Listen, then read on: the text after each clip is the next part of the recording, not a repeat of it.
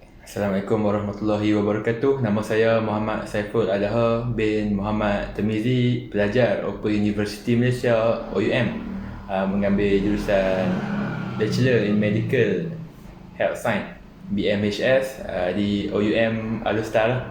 Nombor matrik 94015025025187 lah. Jadi bagi memenuhi kehendak tugasan untuk assignment pada semester ni, saya ingin membentangkan lah bagi subjek micro teaching lah. Untuk memenuhi kehendak subjek, saya ingin membentangkan mengenai ulcer kaki diabetik lah, iaitu diabetik foot ulcer yang selalu kita dengar lah.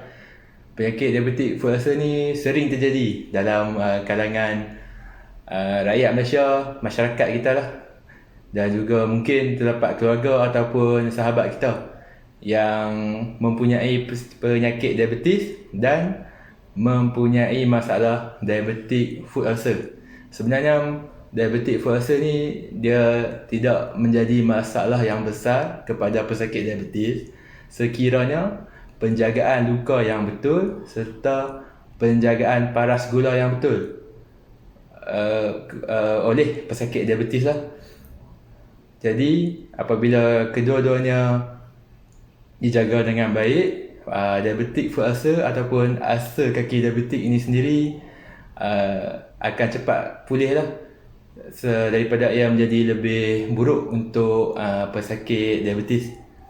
Jadi tanpa membuang masa, saya ingin meneruskan lah saya punya pembentangan mengenai ulcer kaki diabetik ni lah.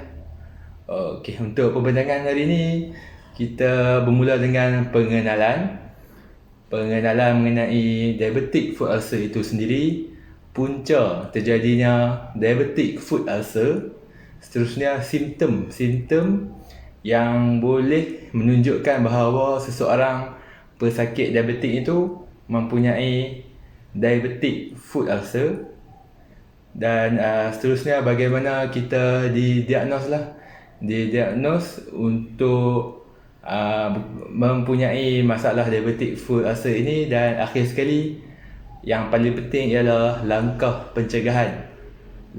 pencegahan ulcer kaki diabetik. Jadi pembentangan ini saya harap untuk semua yang hadir dan dapat digunakan untuk keluarga, masyarakat ataupun program-program yang akan dihadiri oleh tuan-tuan dan puan-puan untuk kita sedarkan masyarakat mengenai bahayanya diabetic foot ulcer dan juga mengenai penjagaan yang betul diabetic foot ulcer ni, supaya kita tidak mahu pesakit-pesakit diabetik ini semuanya mempunyai diabetic foot ulcer yang tak terjaga dan menyebabkan komplikasi yang lebih buruk seperti kaki dipotong lah. Itu yang sering ditakuti oleh para pesakit diabetik mellitus. Pertama sekali kita pergi kepada perkenalan lah sebelum kita lebih lanjut mengenai ulcer kaki diabetik ni lah, diabetic foot ulcer. Okey, pengenalan apakah itu ulcer kaki diabetik. Ulcer kaki diabetik ni adalah satu luka yang berlaku pada kira 15% pesakit diabetes, dan biasanya terletak di bahagian bawah kaki lah. Sebab dia berada di bahagian bawah kaki, kita selalunya pesakit diabetes ni terlepas pandang, tidak perasan bahawa terdapat luka pada kakinya.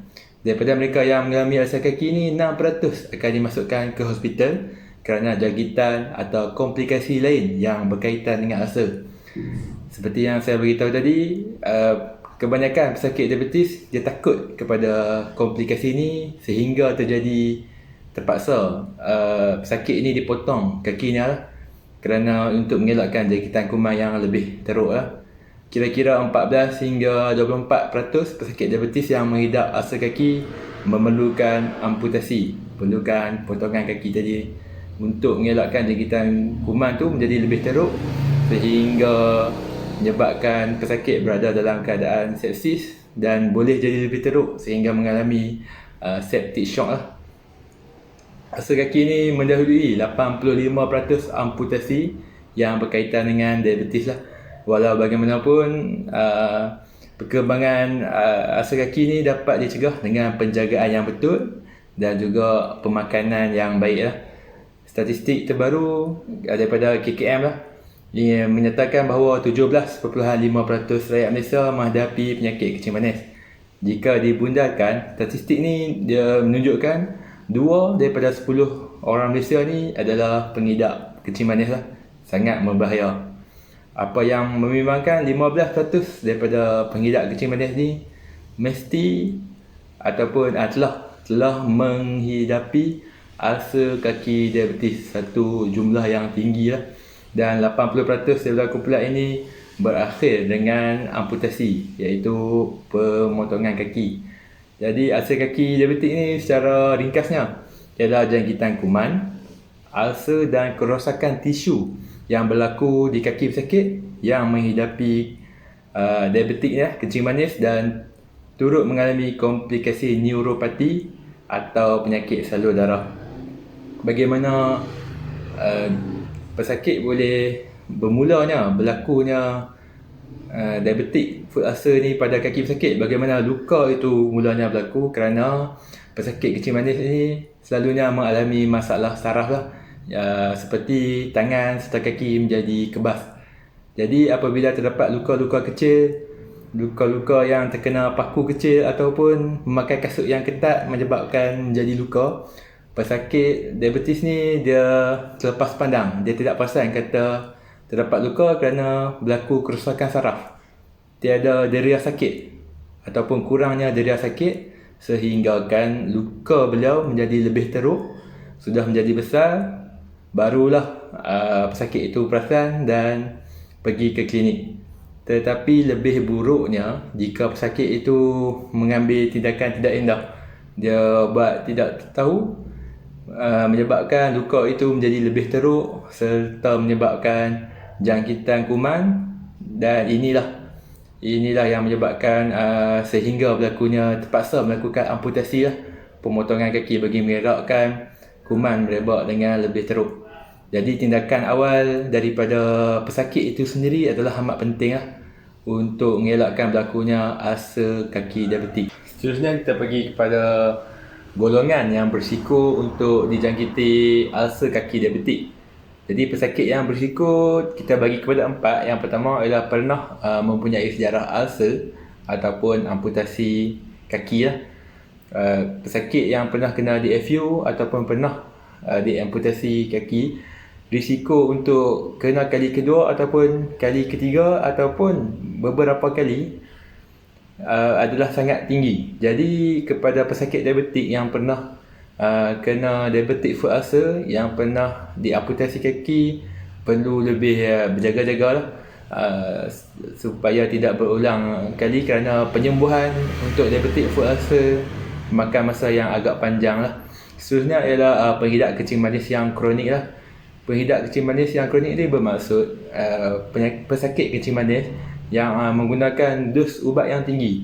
Gula dalam berdarah dia, glukos dalam badan dia adalah sangat tinggi dan sukar dikawal dengan menggunakan ubat yang mempunyai dos yang rendah, sehingga akan terpaksa menggunakan insulin. Jadi untuk pesakit seperti ini, dia memerlukan penjagaan yang lebih tinggi dan lebih baiklah supaya tidak berisiko menghidapi diabetic foot ulcer. Seterusnya, sekira pemeriksaan kaki oleh doktor mendapati tiada nadi pada salur darah di bahagian kaki.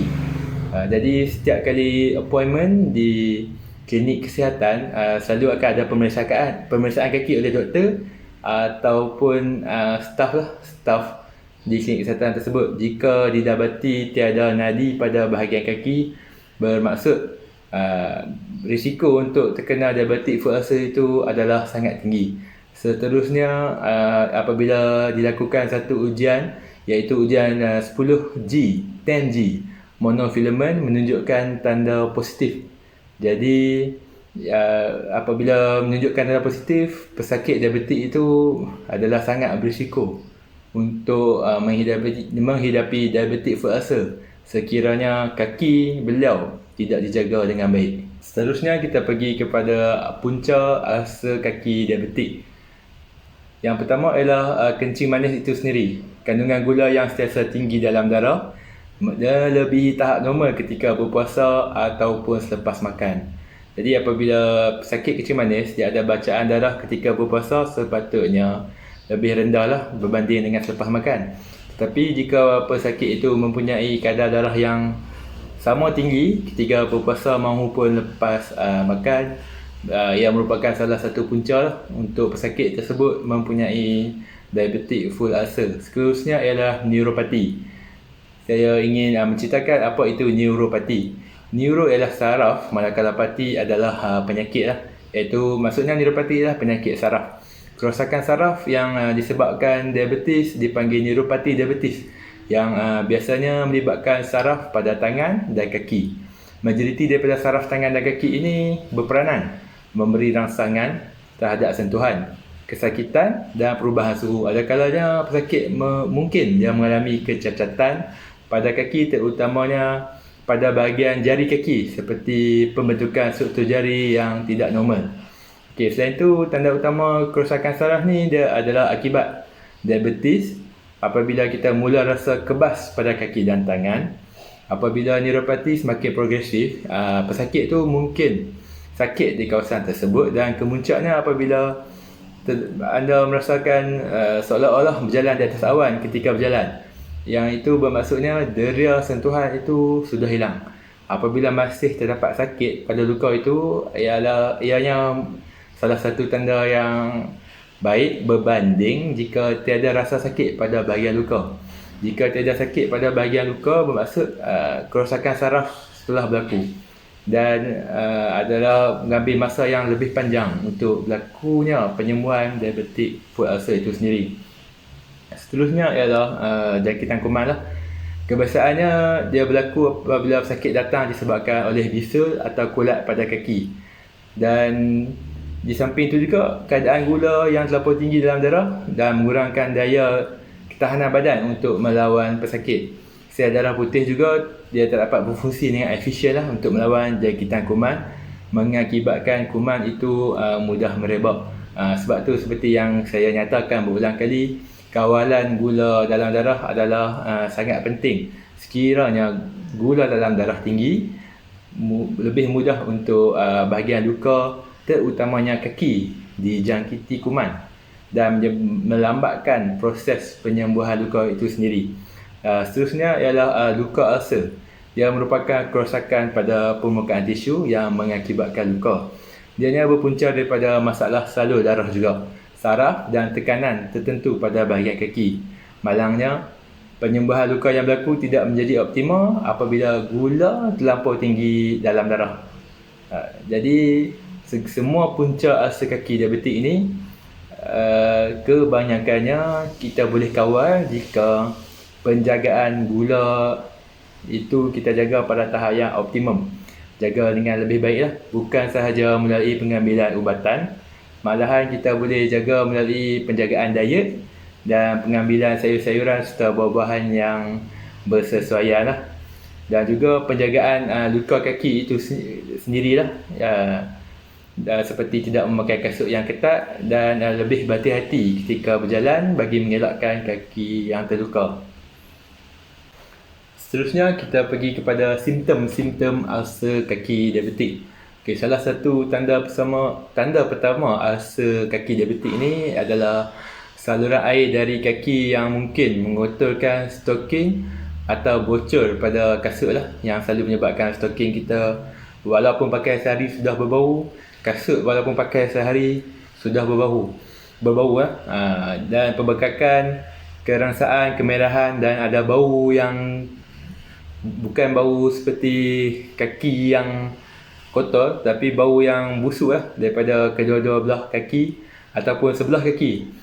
Yang mungkin ini juga merupakan salah satu tanda awal berlakunya ulcer kaki. Jadi tanda ulcer kaki yang paling ketara adalah tisu hitam yang selalu disebut eschar yang mengelilingi ulcer. Ini terbentuk kerana ketiadaan aliran darah yang sihat ke kawasan sekitar ulcer. Gangren secara separa atau lengkap yang merujuk kepada kematian tisu akibat jangkitan boleh muncul di sekitar ulcer. Apabila gangren ni berlaku, Bermaksud ulcer kaki tu sudah menjadi teruk lah.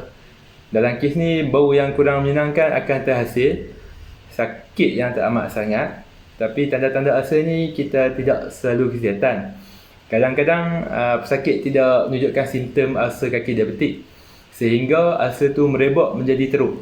Kadang-kadang dia bukan bermula daripada luka yang kecil jadi semakin besar, tapi permulaan dia adalah kemerahan di bahagian kaki sehingga meliputi bahagian satu kaki tanpa berlakunya luka. Dan apabila sudah teruk, barulah dia berlakunya ulcer kaki, dan sebenarnya jangkitan kuman telah berlaku di bahagian bawah lah. Pesakit dinasihatkan untuk merujuk kepada doktor jika mula melihat perubahan warna pada kulit, terutamanya apabila tisu telah menjadi hitam atau merasakan sakit di kawasan yang kelihatan abnormal tu lah. Untuk mengelakkan menjadi lebih teruk, baru kita jumpa dengan doktor, itu sudah terlambat lah. Lebih baik apabila kita mengesan berlakunya abnormal tu lebih awal, kita terus berjumpa dengan doktor, terus ke klinik kesihatan mahupun hospital. Kita pergi kepada diagnosis dan rawatan untuk ulcer kaki diabetik ni lah. Tujuan utama rawatan ulcer kaki ni adalah untuk mendapatkan penyembuhan secepat mungkin. Semakin cepat penyembuhan, semakin berkuranglah peluang untuk jangkitan, dan semakin cepat kita mengesan berlakunya ulcer kaki diabetik ni pada pesakit, semakin cepatlah kita dapat memberi rawatan dan membantu proses penyembuhan pesakit itu. Orang yang berisiko tinggi mengalami ulcer kaki dan mereka yang mengalami kecederaan atau luka di bahagian kaki harus memeriksa kaki secara rutin. Seboleh-bolehnya untuk pesakit diabetik setiap hari mestilah memeriksa kaki pesakit itu. Jika tidak mampu melakukan sendiri, keluarga ataupun rakan harus memain peranan yang penting, peranan yang besar untuk membantu keluarga ataupun rakan kita memeriksa kaki beliau untuk mengelakkan menjadi lebih buruk lah. Pesakit juga perlu segera melaporkan sebarang perubahan kepada doktor supaya kaki yang mengalami ulcer dapat dirawat dengan lebih awal lah. Jadi berdasarkan simptom dan keputusan pemeriksaan pesakit, doktor boleh menjalankan beberapa ujian untuk mengesan ulcer ni adakah pada tahap yang baik ataupun pada tahap yang sudah teruk. Yang pertama, ujian radiograf untuk mengumpulkan gambar tepat berdasarkan pandangan dari sudut yang berbeza. Yang kedua ialah MRI lah, Magnetic Resonance Imaging, yang memberikan gambaran ke dalam tisu lembut kaki. MRI ni adalah lebih mendalam dan lebih advance lah untuk kita mengesan diabetik ni, diabetic foot ulcer ni. Imbasan tulang menggunakan teknik perubatan nuklear juga jaranglah dilakukan, tapi ianya adalah untuk pesakit diabetic foot ulcer ni dilakukan melalui penandaan sel darah putih untuk menilai kehadiran jangkitan pada tulang. Melalui teknik perubatan nuklear ni kita boleh kesan lah jika sel darah putih tu telah menunjukkan satu jumlah yang tinggi, bermaksud jangkitan itu telah berlaku. Seterusnya kita pergi kepada rawatan ulcer kaki diabetik. Terdapat beberapa rawatan utama dalam ulcer kaki diabetik yang sesuai. Bertujuan membasmi kuman dengan merawat luka. Luka ni bergantung kepada kualiti dan keadaan luka. Sekiranya luka tersebut terlalu dalam dan dijangkiti kuman, risiko untuk amputasi pemotongan kaki itu adalah lebih tinggi. Seterusnya, memastikan bacaan gula pada tahap yang optimal. Berulang-ulang kali, kalau kita perasan dalam pembentangan sehari ini, sering dinyatakan mengenai pastikan keadaan gula pada tahap yang optimal, barulah penyembuhan luka itu berlaku dengan cepat. Pencucian luka dengan kerap dengan penggunaan dressing yang sesuai untuk mempercepatkan proses pemulihan luka lah. Jadi pencucian luka ni selalunya yang kita dapat lihat ialah daily dressing lah yang dilakukan di klinik kesihatan. Tetapi penambahbaikan boleh dilakukan oleh pesakit dengan belajar untuk melakukan dressing sendiri di rumah menggunakan set dressing yang sterile, dan juga cara untuk pencucian luka ataupun dressing yang sterile dan betul lah dapat dipelajari melalui petugas kesihatan lah, di klinik kesihatan ataupun di hospital. Jadi penggunaan cecair ketika cucian luka juga banyak membantu dalam masa proses penyembahan itu. Seperti kalau kita menggunakan normal saline, dia makan masa yang agak panjang lah untuk penyembahan luka berbanding kita menggunakan dermasin.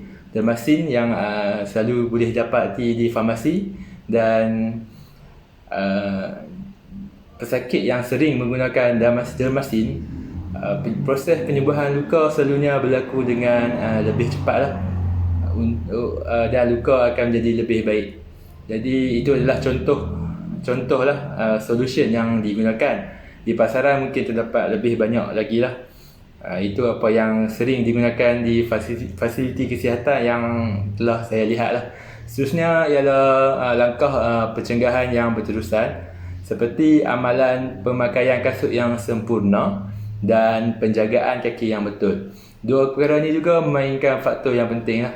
Apabila pemakaian kasut yang ketat, terlampau ketat, menyebabkan kaki yang mudah menjadi melecet dan berlakulah luka pada kaki. Jadi untuk pesakit diabetik sering dinasihatkan oleh doktor untuk memakai kasut yang sesuai.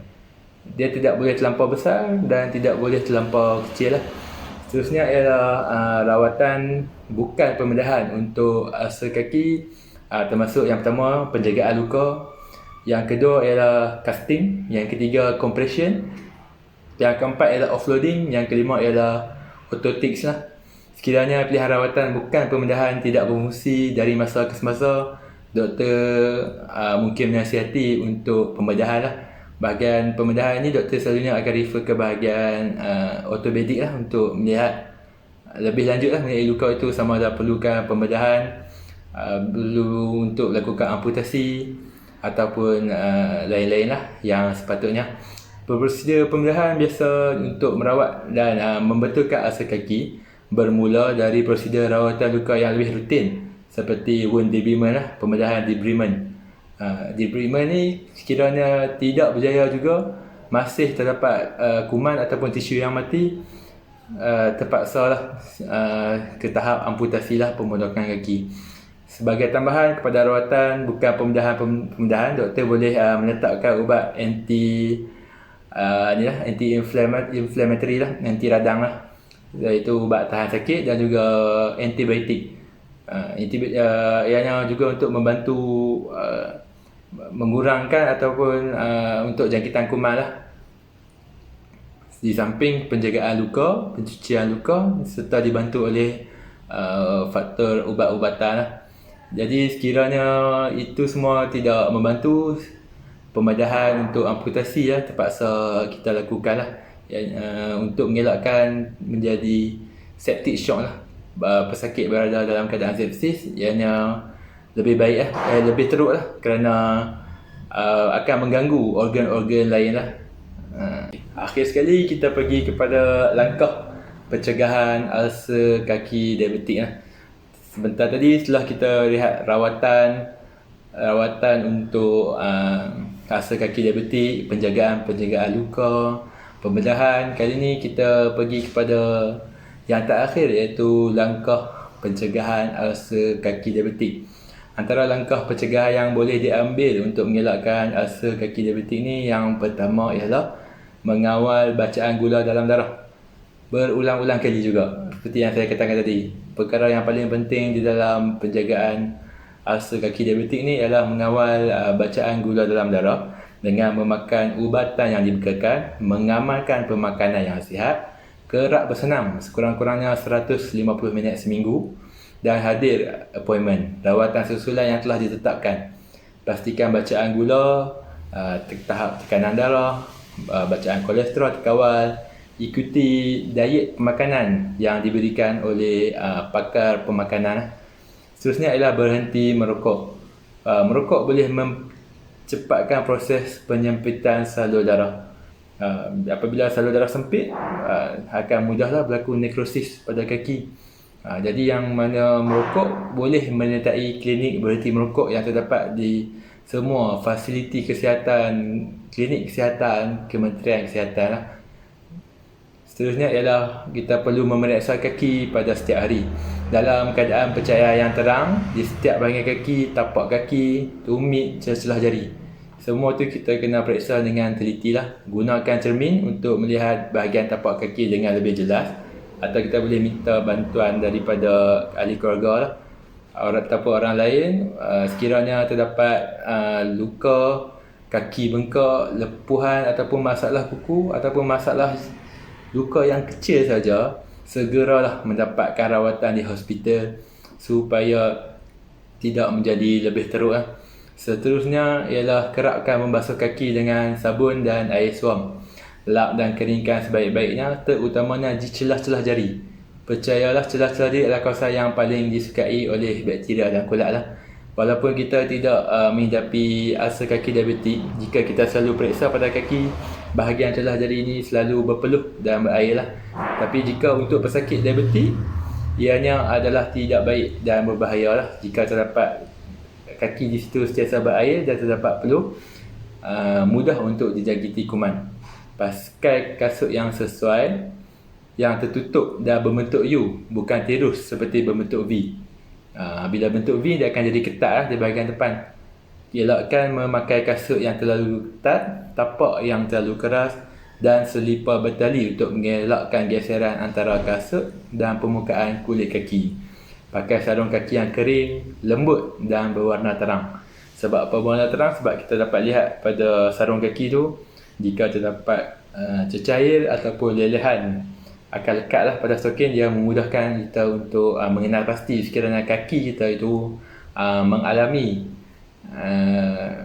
ulcer ataupun keluar ni lah, lelehan cecair. Elakkan berkaki ayam di luar rumah. Sekiranya perlu, amalkan pemakaian kasut yang sesuai juga dekat rumah.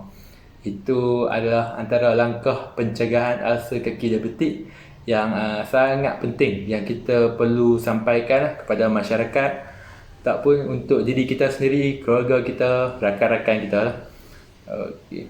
Jadi ulcer kaki diabetik ni kita dapat simpulkan ianya boleh dijaga, boleh dikawal, tetapi bukan saja dari pihak kesihatan, pihak klinik kesihatan, pihak doktor, petugas kesihatan, tetapi adalah disiplin pesakit itu sendiri untuk menjaga serta merawat dirinya untuk menjadi lebih baik. Jika pesakit tidak disiplin, jadi sia-sia jugalah usaha yang dilakukan oleh pihak kesihatan. Jadi saya rasa setakat itu saja untuk pembentangan bagi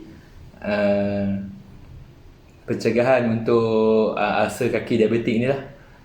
Sebelum kita terus kepada demonstrasi pencucian luka yang betul, jadi saya buka soalan lah untuk para peserta kita pada hari ini. Assalamualaikum warahmatullahi wabarakatuh. Nama saya Syazali Ashraf bin Muhammad Timizi. Saya ingin mengajukan satu soalan, iaitu apakah jenis-jenis cucian luka yang boleh digunakan? Itu saja. Waalaikumsalam. Soalan yang baik. Jadi jenis cucian luka terdapat dua. Cucian luka yang pertama ialah close dressing.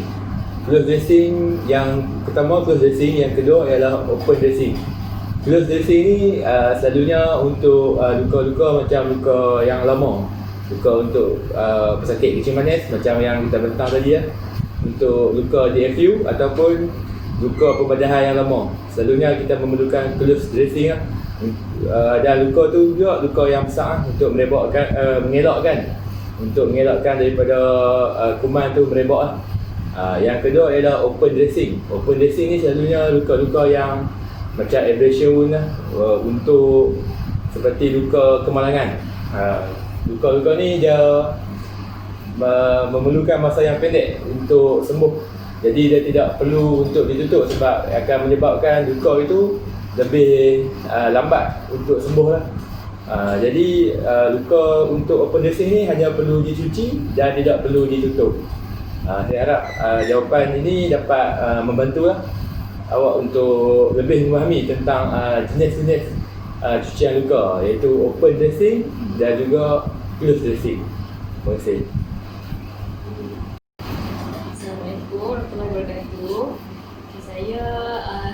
Amira ingin bertanyakan soalan mengenai penjagaan luka pesakit diabetes. Okey, bagaimana seseorang pesakit itu, pesakit diabetes untuk melakukan penjagaan luka ketika dia berada di rumah. Itu je lah soalan. Waalaikumsalam warahmatullahi. Soalan yang baik daripada saudari Syifa. Itu berkenaan dengan penjagaan kendiri luka pesakit diabetes. Luka DFU, penjagaan luka DFU pesakit diabetes ketika berada di rumah. Jadi penjagaan tu ada beberapa penjagaan yang boleh pesakit lakukan. Yang pertama, penjagaan luka itu sendiri, iaitu apabila hari-hari pesakit melakukan cucian luka di klinik ataupun melakukan cucian luka sendiri di rumah jika telah diajar oleh petugas kesihatan di klinik.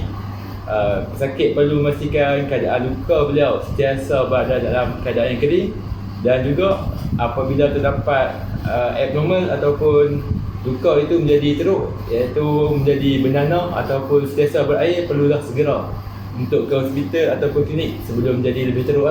Yang kedua adalah penjagaan paras gula. Penjagaan paras gula ini apabila gula pada tahap yang normal, luka akan lebih cepat baiklah berbanding dengan keadaan gula yang tinggi. Yang ketiga ialah pemakanan. Pemakanan yang tinggi serat seperti sayur-sayuran membantu untuk penyembuhan luka dengan lebih cepat, dan juga pengambilan ubat-ubatan yang betul lah, iaitu tak skip ubat. Kalau kita skip pengambilan ubatan, bermaksud cucian luka tu sia-sia lah, sebab gula tinggi, hari-hari kita cuci pun akan melambatkan proses penyembuhan. Itu sahaja. Setelah tadi kita berbincang mengenai ulcer kaki diabetik, jadi kita teruskan dengan demonstrasi pencucian luka dan cara mencuci luka yang betul lah. Jadi kita mulakan dengan memperkenalkan peralatan dulu lah. Peralatan dia selalu di klinik atau hospital menggunakan set sterile yang dimasak oleh unit CSU. Tapi hari ni lebih mudah kita guna disposable dressing set lah. Yang saya akan tunjuk dalam video sebentar lagi lah. Saya akan tunjukkan bagaimana untuk melakukan cucian luka menggunakan cara yang betul serta mengamalkan prinsip-prinsip cucian luka yang betul lah.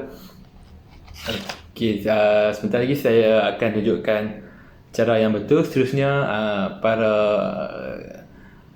hadirin kita akan tengok bagaimana adakah dapat menunjukkan cara cucian luka yang betul. Okey, dalam proses mencuci luka ni kita guna satu kit ni lah. Dalam kit ni kita terdapat forceps, kita ada 3 compartment tray, kita ada gauze, kita ada cotton ball. Jadi selalu lebih baik bagi saya untuk pesakit yang ingin melakukan dressing sendiri kat rumah, lebih baik dapatkan set sebeginilah supaya sterility, kebersihan set tu yang lebih terjamin lah. Dan set ni kita tidak boleh guna berulang kali, sekali guna untuk satu cucian saja. Okey, seterusnya sebelum kita tunjukkan demonstrasi tu, kita pergi kepada persediaan sebelum prosedur dressing dilakukan. Yang pertama ialah persediaan troli lah yang sempurna. Pastikan tangan telah dicuci dan dikeringkan, tutup kipas sekiranya ada, letakkan alatan yang telah disterai di bahagian atas troli. Sekiranya dressing towel digunakan untuk mengalas troli, pastikan dressing tu meliputi keseluruhan bahagian atas troli lah. Tapi sebentar lagi, video demonstrasi sebentar lagi kita guna atas meja lah, sebab kita lakukan ni di rumah. Kita nak tunjuk cara untuk melakukan dressing di sini lah, kerana ketiadaan kelengkapan peralatan seperti di hospital lah. Di hospital kita mesti menggunakan troli. Seterusnya adalah persediaan pesakit. Pastikan pesakit dah selesai urusan peribadi seperti dah makan dan buang air. Kita beri arahan yang jelas kepada pesakit supaya dia senang memberi kerjasama dan mengelakkan berlaku pencemaran pada luka pesakit lah. Arahan dia antaranya adalah supaya tidak bergerak, tidak menyentuh dressing luka, kurangkan bercakap, memberitahu bahawa lotion yang digunakan akan menyebabkan rasa sakit atau pedih, dan beri keyakinan dan ketenangan kepada pesakit. Khususnya adalah persediaan persekitarannya. Periksa sama semua kerja membersihkan wad, menyapu dan mop telah dilakukan sebelum dressing. Pastikan semua kawasan bersih dulu, barulah kita start dressing. Lakukan dressing di bilik rawatan atau di katil pesakit. Kalau macam kita nak dressing dekat rumah, pastikan kawasan untuk kita lakukan dressing tu telah dibersihkan terlebih dahulu. Dan pastikan kawasan sekeliling tu bebas daripada bedpan, urinal, sputum, vomit bowl dan alatan yang tidak berkaitan lah. Pastikan cahaya sekeliling mencukupi supaya kita dapat lihat dengan lebih jelas bahagian yang ingin dicuci lah, dan cucian luka dapat dilakukan dengan bersih. Dan yang ini adalah yang paling penting lah, iaitu prinsip dressing. Sebelum kita melakukan dressing, pastikan kita mengikut prinsip dressing ni supaya pencucian luka dapat lakukan dengan betul, lebih efektif, dan proses penyembuhan luka, tidak kira luka diabetik ke, luka kemalangan atau sebarang luka, berlaku dengan cepat, dan dressing itu akan lebih efisien lah. Yang pertama adalah pastikan satu set dressing untuk satu pesakit saja, seperti yang telah saya beritahu tadi lah. Satu sok untuk satu cucian. Pastikan gauze atau sok yang telah dibuka tidak digunakan semula kerana kita khawatir tercemar lah. Bila kita buka untuk guna untuk satu pesakit tetapi tidak menggunakan gauze tu sehingga habis, kita tidak boleh gunakan gauze untuk pesakit yang seterusnya lah, sebab kita risau jika berlaku pencemaran lah pada gauze tu. Pastikan mencuci luka tu daripada bahagian bersih ke kotor. Yang ni akan lebih jelas lah ketika demonstrasi sebentar lagi. Seterusnya adalah mulakan cucian daripada luka yang besar ke luka yang kecil, makin kecil. Start pada bahagian yang paling besar dulu. Pastikan jarak dari troli dengan pesakit mencukupi supaya memudahkan proses dressing dan kurangkan jangkitan kuman. Tangan tidak boleh bersilang ketika proses dressing dilakukan. Sebab apa? Sebab tadi kita ada satu forceps bersih, satu forceps kotor. Jika dia bersilang, kita risau berlaku jangkitan silang lah.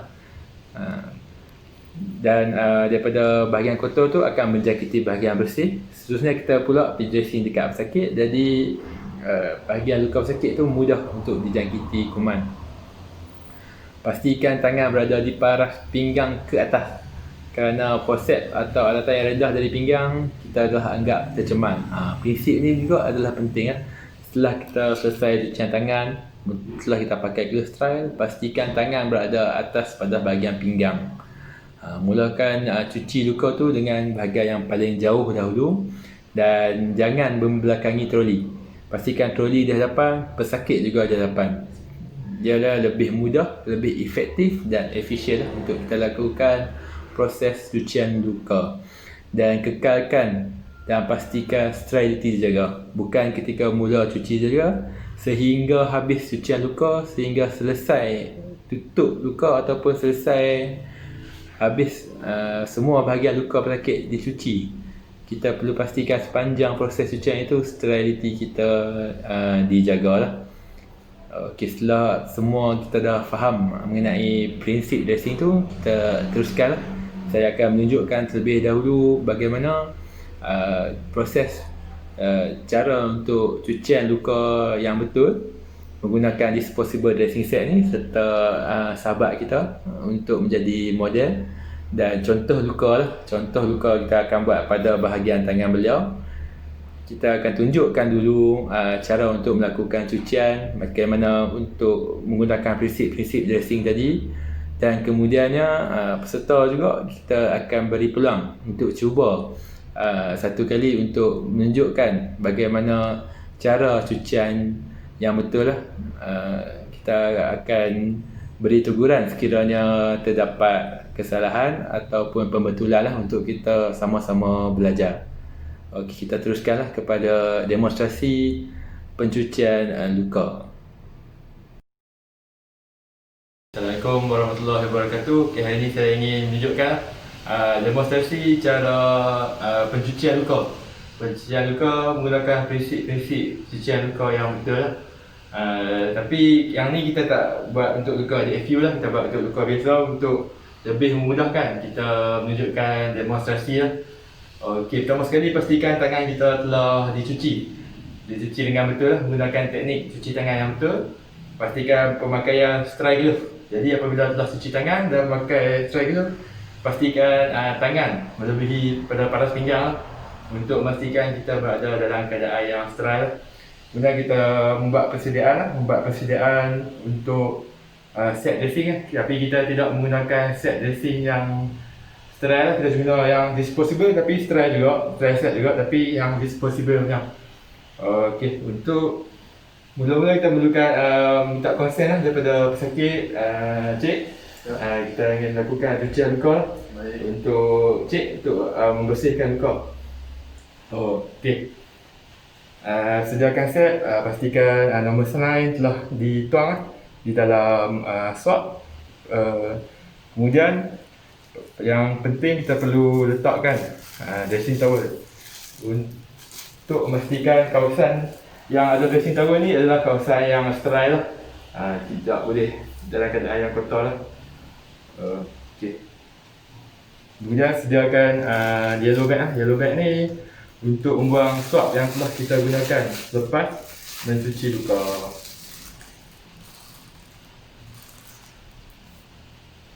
Okey, menggunakan prinsip tadi kita kena ingat lah. Satu, bersih. Satu lagi, kotor lah, sebab yang ni kita nak guna untuk cuci luka lah. Okey, sebelum kita cuci luka, kita sediakan dulu swab yang untuk cuci luka ni lah. Okay. Kita keringkan swab yang telah direndam dengan nombor saline tadi lah.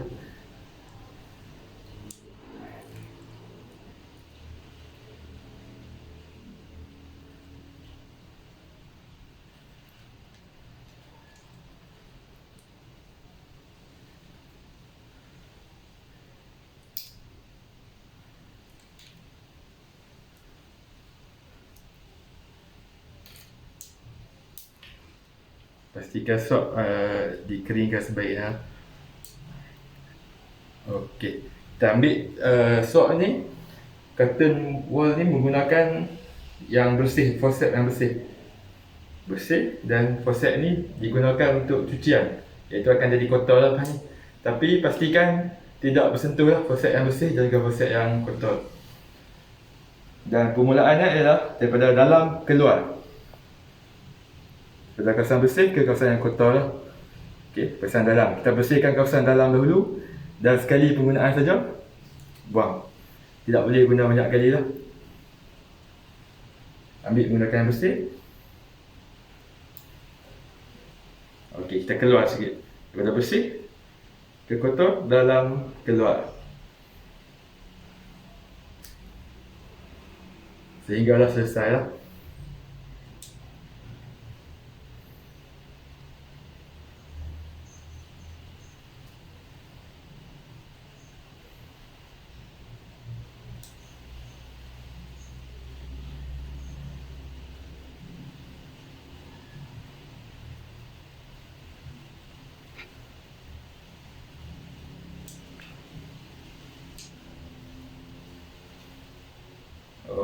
Okey, dan satu lagi pastikan tidak silang, tiada berlaku silang tangan kita untuk mengelakkan daripada kawasan bersih dan kotor tu berjangkit lah. Dan itu saja yang saya tunjuk cara yang betul lah untuk melakukan dressing lah, simple dressing lah di bahagian luka ni. Dan lepas ni kita akan lihat lah daripada kita punya pelajar lah, iaitu saudari Syifa Syairah, untuk menunjukkan demonstrasi apa yang beliau dapat daripada apa yang telah saya tunjuk ni lah, demonstrasi cara yang betul untuk cucian luka. Okey, itu saja. Terima kasih. Okey, hari ini saya akan menunjukkan demonstrasi cara cucian luka yang betul. Yang pertama sekali, kita pastikan kita telah melakukan pencucian tangan yang bersih lah. Kemudian terus kita pakai glove yang sterile. Okey, lepas tu ambil ini dressing towel, letakkan di bawah tangan pesakit yang kita nak cuci tu lah. Okey, plastik kuning untuk kita letak swab yang mana kita gunalah swab kotor.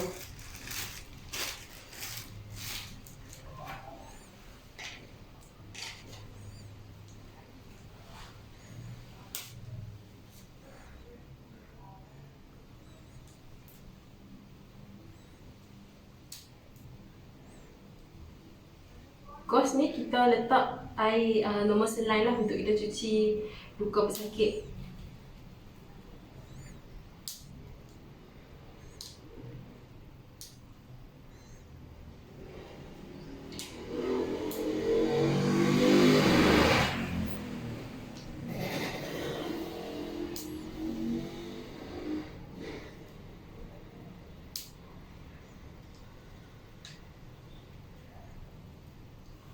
Okay.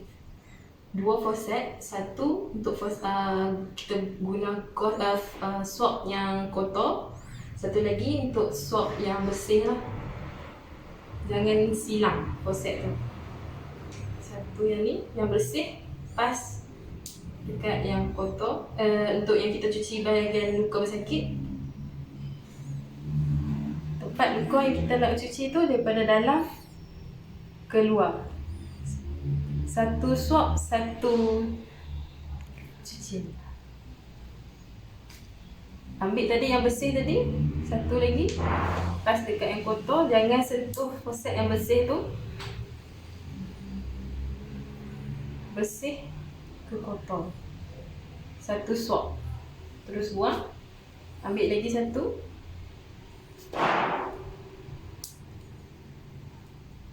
Dalam, keluar.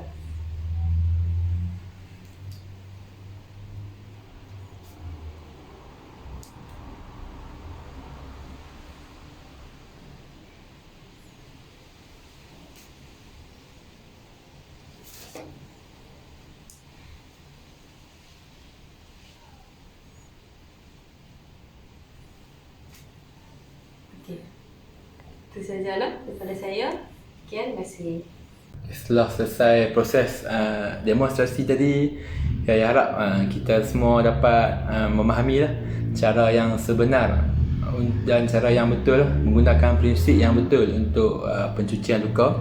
Kita dapat sampaikan kepada rakan-rakan kita dapat sampaikan kepada masyarakat agar semua menggunakan teknik cucian luka yang betul. Kita juga dapat membantu para pesakit dan juga keluarga serta rakan lah, untuk mencuci luka dan membantu mereka untuk penyembuhan yang lebih cepat. Okey, itu saja, sekian saja daripada saya. Muhammad Saiful adalah bin Muhammad Tirmizi, pelajar OUM, BMHS, Bachelor of Medical and Health Science. Sekian, Assalamualaikum warahmatullahi taala wabarakatuh.